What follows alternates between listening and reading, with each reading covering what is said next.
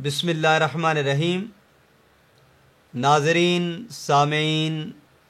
अस्सलामु अलैकुम वरहमतुल्लाहि वबरकातुहू। जैसा कि आप जानते हैं, इमाम नववी रहमतुल्लाह ताला अलैह आपकी तसनीफ़ लतीफ़ बुस्तानुल आरिफ़ीन की सीरीज़ जारी व सारी है। आज उसके 62 दर्स मुबारक के साथ आपकी खिदमत में हाजिर हैं और फिल हकीकत ये दर्स मुबारक भी पिछले 3 दुरूस की एक कड़ी है। साबिक़ा दर्स मुबारक में सही बुखारी और सही मुस्लिम से वकूनु मस्सादिकीन की मुख्तसर सी वजाहत उसकी तौफ़ीक़ ख़ास से आप अहबाब के सामने अर्ज़ की गई। आज सिद्क़ और सिद्क़ की तारीफ़ इससे मुताल्लिक़ चंद एक गुज़ारिशात आप अहबाब के सामने पेश करने जा रहे हैं। हमारे सामने इमाम अल्लामा अली बिन मोहम्मद अस्सैयद अश-शरीफ अल-जुरजानी, जिनका विसाल मुबारक 816 हिजरी में है, आपकी किताबुत तारीफ़ात, जिसे मुअजमुत तारीफ़ात भी कहते हैं, उसके सफ़ा नंबर 113 पे सिद्क़ और सिद्दीक़ इन दोनों की तारीफ़ को ज़िक्र किया गया। चूँकि अल्लाह तबारक व तआला ने कुरान करीम के अंदर सिद्दीकीन की मैयत का हुक्म दिया, जिस तरह पहले भी अर्ज़ किया जा चुका है। सूरह तौबा आयत नंबर 119 अल्लाह ताला ने फरमाया वकूनु मअस्सादिकीन, और सादिकीन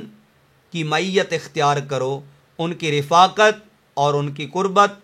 और उनकी संगत और उनकी सोहबत को इख्तियार करो। सिद्क़ से मुताल्लिक़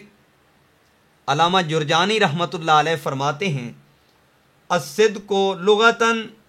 मुताबिक़तुल हुक्म लिल वाक़े। फरमाया लुग़त के एतबार से सिद्क़ ये है कि हुक्म का वाक़या के ऐन मुताबिक होना। और इस्तिलाह में फरमाते हैं वफ़ी इस्तिलाह अहलिल हकीका,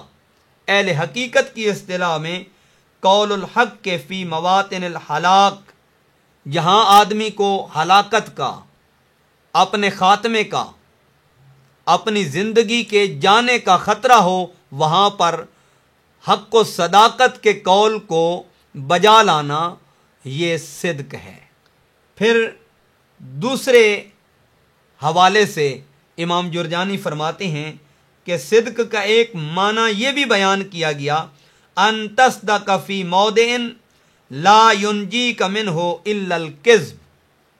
फरमाया सिद्क़ का एक माना ये भी है कि उस मकाम पे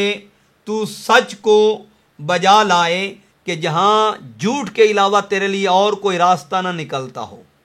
तेरी निजात का रास्ता और कोई तुझे नज़र ना आता हो, वहाँ पे सदाकत को, सिद्क़ को इख्तियार करना ये सिद्क़ है। फिर इमाम कुशैरी रहमतुल्लाह ताला अलैह आपकी निस्बत सिद्क़ का माना बयान करते हुए इमाम जुरजानी फरमाते हैं,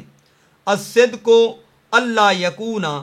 फ़ी अहवाले का शौबन। फरमाया सिद्क़ ये है कि तेरे अहवाल के अंदर, तेरे किरदार के अंदर किसी किस्म की मिलावट और किसी किस्म की खोट न पाई जाए। वला फ़ी एतिक़ादे का रैबन, और फरमाया तेरे एतिक़ाद के अंदर कोई शक न पाया जाए। वला फ़ी आमाले का ऐबन, और तेरे आमाल और तेरे अमल और तेरे किरदार के अंदर किसी किस्म का कोई ऐब न पाया जाए, ये सिद्क़ है। गोया सिद्क़ अगर अहवाल की बात हो तो मिलावट से पाक हो, अगर एतिक़ाद की बात हो तो रैब और शक से पाक हो, और अगर आमाल की बात हो तो वो ऐब और नक्स से पाक हो, ये सिद्क़ है। اور ایک اور معنی بیان کرتے ہوئے فرماتے ہیں الصدق ہوا ضد الکذب، فرمایا صدق یہ جھوٹ کی ضد ہے، متضاد ہے جھوٹ کا، کہ جھوٹ سے اپنے آپ کو بری کر لیا جائے تو آدمی کے وجود میں صدق درجہ کمال کو پہنچ جاتا ہے۔ اور پھر آپ صدیق کا معنی کرتے ہوئے فرماتے ہیں الصدیق هو الذی لم یدع شیئا مما اظہرہ باللسان الا حققہ بقلبہ وعملہ، فرمایا صدیق اسے کہتے ہیں کہ وہ جو ایسی چیز کو ترک نہ کرے جس سے اس کی زبان کا اظہار ہو مگر اس کا دل اور اس کا عمل اس کی صداقت کو پیش کر رہا ہو، یعنی انسان کے باطن میں جو چیز ہے وہ اس کے ظاہر سے بھی ظاہر ہو، اس کی زبان سے بھی وہی ظاہر ہو، یہ نہیں کہ باطن زبان کے مخالف ہو اور زبان باطن کے مخالف ہو۔ اسی لیے کہا گیا اقرار باللسان و تصدیق بالقلب، فرمایا ایمان میں یہ دو چیزیں ہیں کہ زبان اقرار کرے اور دل اس کی گواہی دے اور دل اس کی تصدیق کرے۔ اس سے واضح ہوتا ہے کہ صدق اور صدیق کی بہت ساری ذمہ داریاں ہیں۔ صدق وجود میں ایسے نہیں آ جاتا، اور آدمی درجہ صدیقیت پہ ایسے شرف یاب اور فیض یاب نہیں ہو جاتا، بلکہ آدمی کی ذمہ داریاں اور آدمی کے اوپر عائد ہونے والے فرائض و واجبات عملی طور پر کردار میں، رویے میں، عمل میں ان کو بجا لانا کہ ظاہر باطن کے مخالف نہ ہو اور باطن ظاہر کے مخالف نہ ہو، گویا ظاہر اور باطن جب یکجا ہو جائیں تو یہی صدق ہے اور یہی صدیق ہے۔ امام نووی رحمۃ اللہ علیہ یہاں پہ امام قشیری رحمۃ اللہ علیہ کا ایک قول نقل کرتے ہوئے فرماتے ہیں روینا عن الاستاذ القشیری رحمہ اللہ تعالی قال الصدق عماد الامر، فرماتے ہیں کہ امام قشیری رحمۃ اللہ علیہ نے فرمایا کہ صدق یہ دین کا ستون ہے، یہ امور کا ستون ہے، وبہی تمامہ وفیہ نظامہ، اور اسی میں اس کا اتمام، اس کی کاملیت اور اس کی اکملیت ہے، وفیہ نظامہ، اور اسی صدق میں آدمی کا نظام کار پایا تکمیل کو پہنچتا ہے۔ گویا نظام کے اندر اگر صدق نہ پایا جائے تو نظام تباہ و برباد ہو جاتا ہے۔ صدق کا ایک معنی یہ ہے کہ کسی چیز کو اس کے محل میں رکھنا، گویا شرک کے اندر معاشرے قائم رہ سکتے ہیں مگر ظلم کے اندر معاشرے قائم نہیں رہ سکتے، گویا صدق کو اگر ترک کر دیا جائے تو نظام درہم برہم ہو جاتا ہے۔ اس لیے فرمایا وفیہ نظامہ، کہ نظام کا استحکام اور نظام کے اندر سلامتی اور درستگی وہ کس چیز پہ ممکن ہے؟ فرمایا الصدق، وہ صدق سے ممکن ہے۔ پھر فرماتے ہیں وَأَقَلُّ الصِّدْقِ اسْتِوَاءُ السِّرِّ وَالْإِعْلَانِيَّةِ، اور صدق کی کم سے کم تعریف یہ ہے، اور صدق کا کم سے کم معنی اور مفہوم یہ ہے کہ آدمی خفیہ طور پر اور اعلانیہ طور پر اپنے آپ کو ایک مقام پہ مساوی کر لے، برابر کر لے، کہ وہ پوشیدگی میں بھی اور اعلانیہ طور پر بھی وہ اپنے آپ کو ایک مقام پہ لا کے کھڑا کرے۔ یہ صدق کی ادنا سی تعریف ہے۔ پھر حضرت ذوالنون مصری رضی اللہ تعالیٰ عنہ آپ کا قول نقل کرتے ہوئے فرماتے ہیں، فرمایا الصدق سیف اللہ، صدق یہ اللہ کی تلوار ہے، یہ اللہ کی تلوار ہے، ما وضع علی شیء الا قطعہ، اور تلوار جب کسی چیز پہ رکھی جائے تو وہ اسے کاٹ دیتی ہے۔ گویا صدق ہر قسم کے باطل کو یہ قطع کر دیتا ہے۔ کاٹ دیتا ہے، ختم کر دیتا ہے۔ اور پھر حضرت سال تستری کا قول نقل کرتے ہوئے آپ ارشاد فرماتے ہیں کالا لا یشم راحت الصدق عبد داہن نفسہ او غیرہ، فرمایا کہ وہ شخص کبھی بھی صدق کی خوشبو کو نہیں پاتا، وہ آدمی کبھی بھی صدق کی خوشبو کو نہیں پاتا۔ کون سا؟ داہن نفسہ او غیرہ، کہ جو اپنے نفس کو دھوکہ دے یا اپنے نفس کے علاوہ کسی دوسرے کو دھوکہ دے۔ مراد کیا ہے کہ جس کا باطن جس کے ظاہر کے خلاف ہو جائے وہ صدق کی خوشبو کو نہیں پا سکتا، اسے صدق کی مہک نہیں آ سکتی، وہ صدق کی خوشبو کو اور اس کی ہوا کو، اس کی مہک کو پا نہیں سکتا۔ پھر السید الجلیل الامام العارف حضرت الحارث المحاسبی رحمت اللہ تعالی علیہ آپ کا قول نقل کرتے ہوئے آپ فرماتے ہیں، فرمایا الصادق هو الذی لا یبالی لو خرج کل قدر لہ فی قلوب الخلق۔ فرمایا صادق کی تعریف کیا ہے؟ فرمایا صادق یہ ہے کہ اسے کوئی پرواہ نہ ہو،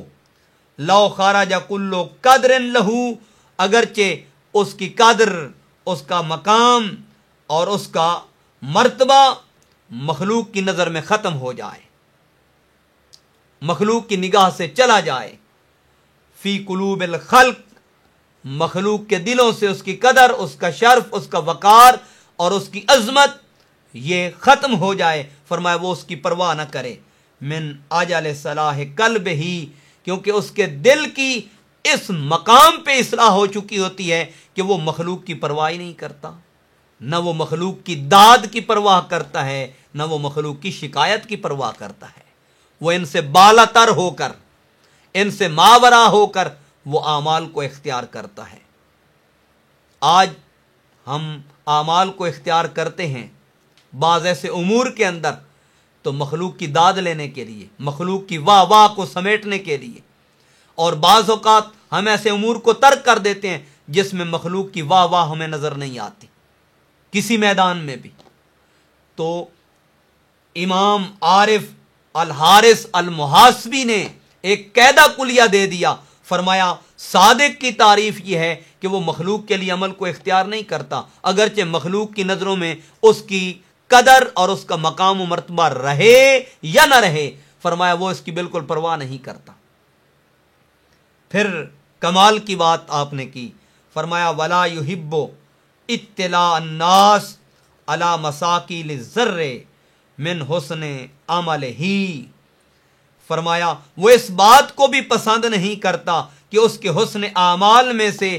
ایک ذرے کے برابر بھی مخلوق کو اس کی خبر ہو، وہ اس چیز کو بھی پسند نہیں کرتا کہ مخلوق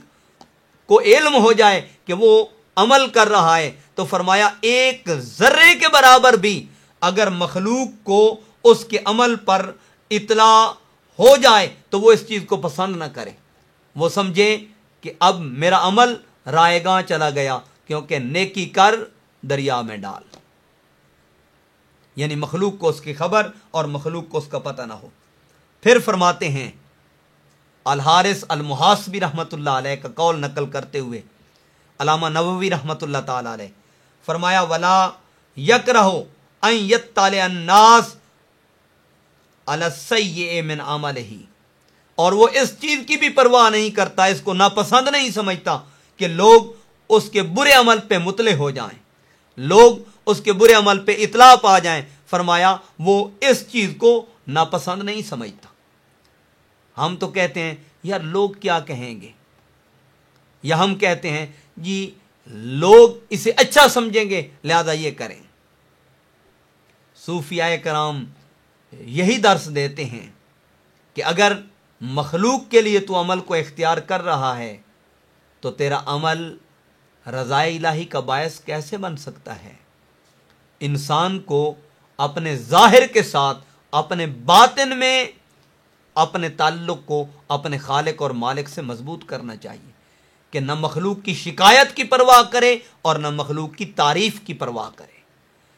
نہ مخلوق کی داد کی پرواہ کرے اور نہ مخلوق کے داد نہ دینے کی پرواہ کرے۔ اگر اسے کوئی پرواہ ہو تو فقط اپنے خالق کی رضا کی، اس کی خوشنودی کی۔ اگر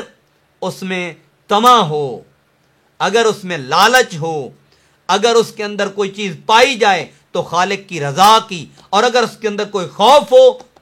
اور کوئی ڈر ہو تو فقط مالک کی ناراضگی کا، کہ میں ایسے عمل کو اختیار کروں جس سے مالک راضی ہو جائے اور ایسے عمل کو اختیار نہ کروں جس سے میرا مالک مجھ سے ناراض ہو جائے، میرا خالق مجھ سے ناراض ہو جائے، میرا رب مجھ سے ناراض ہو جائے، اس عمل کو ہرگز اختیار نہ کرے۔ پھر فرماتے ہیں فَإِنَّ كَرَاهَتَهُ لِذَلِكَ دَلِيلٌ عَلَىٰ أَنَّهُ يُحِبُّ الزِّيَادَةَ عِندَهُمْ۔ فرمایا وہ اس چیز کو بھی مکروہ سمجھتا ہے، اور اس کی کراہت کا سبب کیا ہے؟ دلیل علی انہ یحب الزیادۃ عندہم، کہ لوگ اور لوگوں کی نگاہوں میں وہ یہ سمجھیں کہ اب اس کے اوپر یہ زیادتی کو اختیار کرے۔ فرمایا اس چیز کو وہ مکروہ سمجھتا ہے، اس چیز کو پسند نہیں کرتا کہ لوگوں کے ہاں اس کی عزت بڑھ جائے اس کے عمل کی وجہ سے، لوگوں کے ہاں اس کا مقام بڑھ جائے اس کے عمل کی وجہ سے۔ اس کی کراہت کا سبب یہ ہے، وہ اس چیز کو پسند نہیں کرتا، اس چیز کو مکروہ جانتا ہے۔ وَلَيْسَ هَذَا كَرَاهَتُهُ لِذَلِكَ دَلِيلٌ عَلَىٰ أَنَّهُ يُحِبُّ الزِّيَادَةَ عِندَهُمْ، اور فرمایا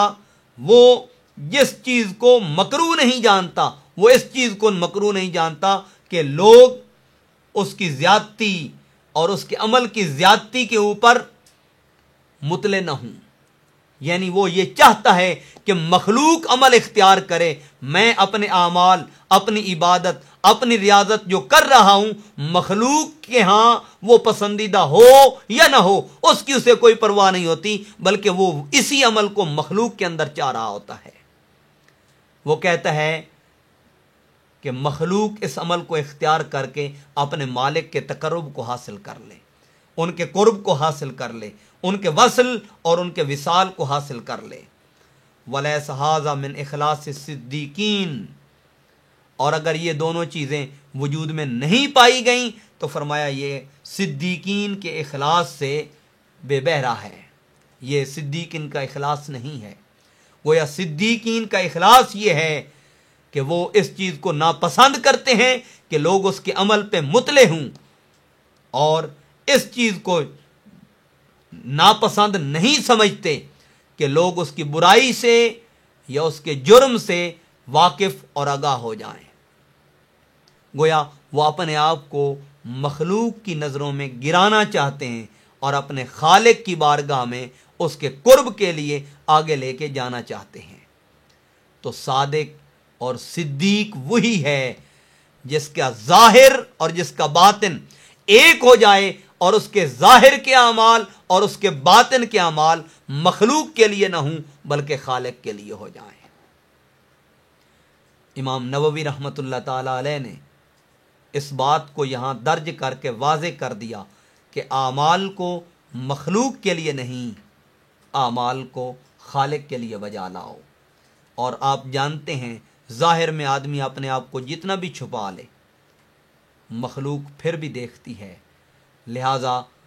بابا فرید گنج شکر رحمۃ اللہ علیہ نے بڑی خوبصورت بات کی، فرمایا باروں مل مل دھونا ہے تے کدی اندروں مل مل دھو، باہر دا دھوتا کی ہے جے تیرا اندر پاک نہ ہو۔ تو خالق کے لیے اگر عمل کو اختیار کرنا ہے تو اس کی نگاہ وَلَٰكِن يَنْظُرُ فِي قُلُوبِكُمْ وَنِيَّاتِكُمْ، وہ دیکھتا ہے تو تمہارے دلوں کو اور تمہاری نیات کو دیکھتا ہے۔ ہمیں اپنے قلب کو اور اپنی نیت کو درست کرنا چاہیے۔ یہی صوفیاء کا طریق ہے، یہی علماء حقہ کا طریق ہے، اسی کا حضور رسالت مآب صلی اللہ علیہ وآلہ وسلم نے درس دیا، اور اسی کی تلقین اللہ نے پاک قرآن کے اندر فرمائی۔ لوگاں دے وکھاون کیتے بھج بھج وڑے مسیتی ہو، ارکاں گٹے مل مل دھویں